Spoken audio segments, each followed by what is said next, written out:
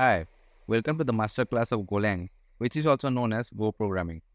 In this video series, we will learn how to run and build a Go program. Then we will discuss variables in Go. Then we will understand slices and loops in Go. Next, we will discuss conditional statements. Then we will understand struct. Next on the radar is flags.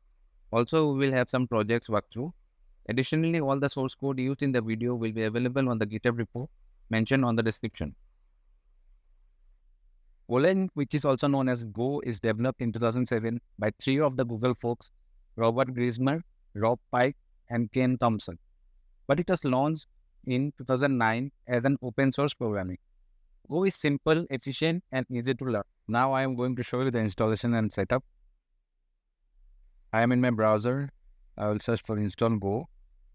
Here is the official page for the installing and downloading Go.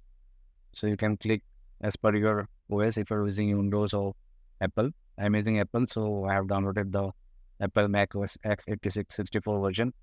Once it is downloaded, I will click on the package to install it. The installation is pretty straightforward.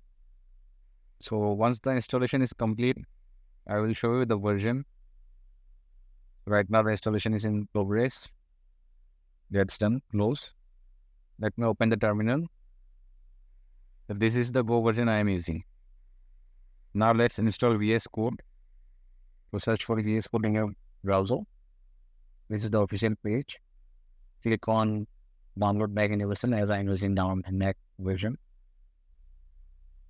Once it is installed, similarly I will click on the package and install it.